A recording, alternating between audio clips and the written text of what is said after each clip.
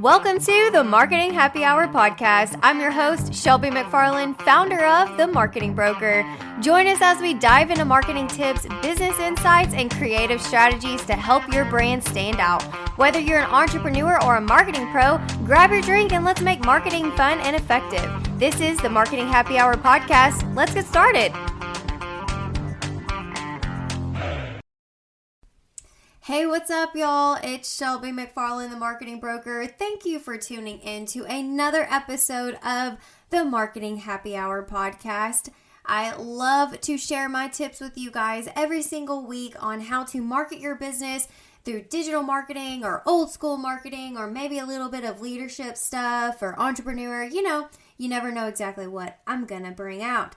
Today, we are going to talk about something interesting and a little bit flash to my past kind of type thing. This morning, my daughter put on a bracelet. It was yellow day at school. It's been like Spirit Week all week, and I love to wear bracelets too. But something you don't know about me is I kind of have like sensory issues. People want to blame it on ADHD, ADD. I don't really know what it is, but all I know is if you are constantly making a noise around me, clicking a pen or tapping your fingers or anything like that, I will literally go crazy. And if you understand and can relate to that, so my condolences to you as well, because I know how hard it is to live with this, whatever condition this is. But what was funny is I sent a picture of my daughter to the grandparent group because it's yellow day, and I was like, oh, don't forget to look at her bracelet. Super cute. She had to add a little bit of flair to her yellow day. And my mom reminded me of something that made me laugh so hard because I've forgotten that I had done this a few years ago. But my mom always wore bracelets and like earrings and stuff like that. And I remember one day we're sitting there outside and she's talking, and my mom, as you can tell, I do too, if you're watching this on video, I talk with my hands, but my mom talks with her hands, and she's just really going at it and telling a story, and there's a few of us around listening and kind of laughing at it. And then all of a sudden I was just like, hey mom, I have not seen those bracelets before. Like, can I try those on? And so she takes her bracelets off, and I just sat them on the table in front of us. And she goes, what are you doing? I thought you wanted to like look at them. I was like, no. Her bracelets were like jingling really loud and like hitting each other, and she had all these charms on it. And I was like going crazy because I could not focus on her story because all I could hear were her bracelets. And it was just like, I had all this stuff in my head. Like, it was very, very distracting. And so when she reminded me of that this morning, I thought, you know what? A good podcast episode would be talking about the distracting content that people put out there that's not a part of their strategic plan, or it's not helping their goal in the long run of social media. And so when I'm talking about consistency of content on social media, I'm talking a max of 3 posts per week when we're talking about stagnant posts. If you've listened to any of my other content podcasts, then you understand how I am always talking about being consistent online.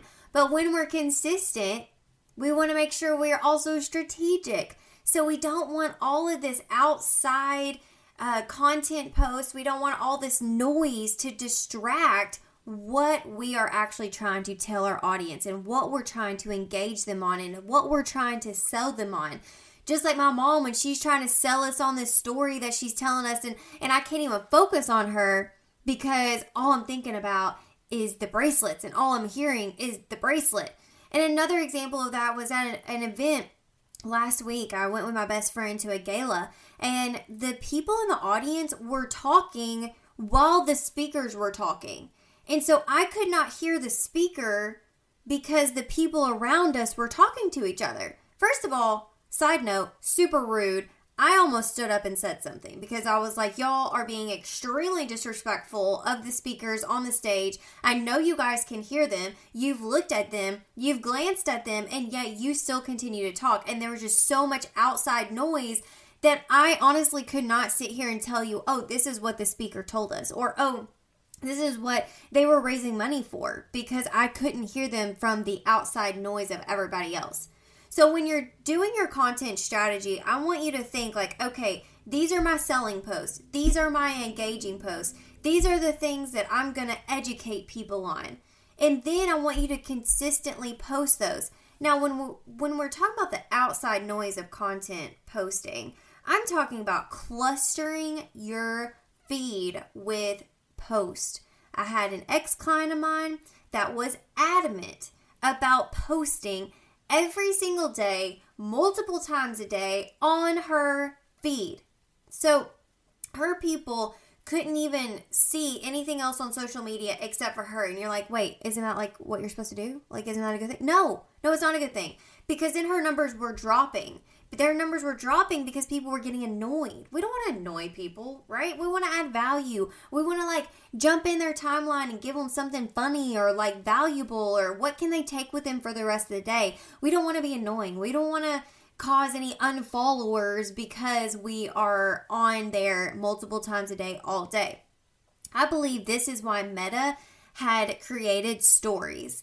Your story for your business can be as busy as you want. If you are someone that's like, I want to stay on social media, okay, great. Well, stay on social media and be as busy as you want to on your story, because people like to see that. They are tap, tap, tap, tap, tap, tap, tap. So it needs to be like short little snippets of things that you're doing, or pictures or videos or something like that, because people are going very fast on your stories. But that is more interacting. That's where the busyness needs to take place, is on your story, not on your feed. Focus on educating, inspiring, adding value, and even a few selling posts on there too on your actual feed, so that way you can plan those out accordingly, and then all of your extra stuff just flows right through your story, because we don't want to distract people from our main point on social media. We don't want to distract them from why they are on your page. We don't want to distract them from buying from you, right?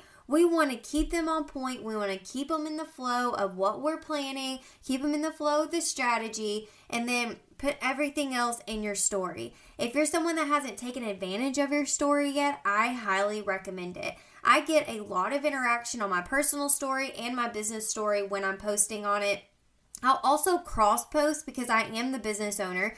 And so being the business owner, I will cross post with my personal and professional story. So I'll post installing graphics on my personal story, but then I'm tagging Marketing Broker, and then I'm being able to share it back and forth from Marketing Broker to Boss Babe Shelby.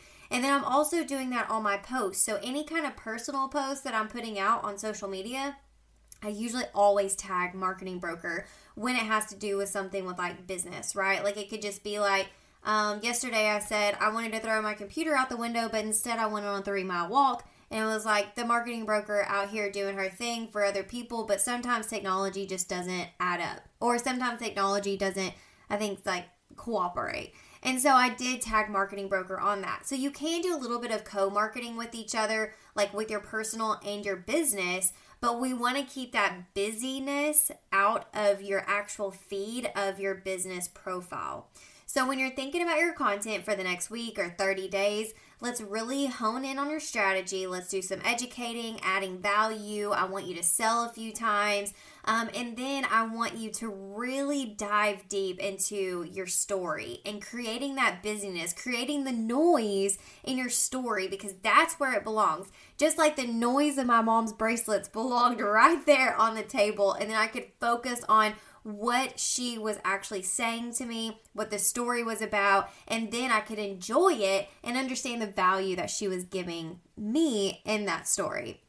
If you need help with this, you can always go to my website. I have a free webinar you can download. It's all about DIY social media. I dive deeper into content creation and how to actually strategize and create your plan for social media for your business. All right, guys, I'll catch you on the next one.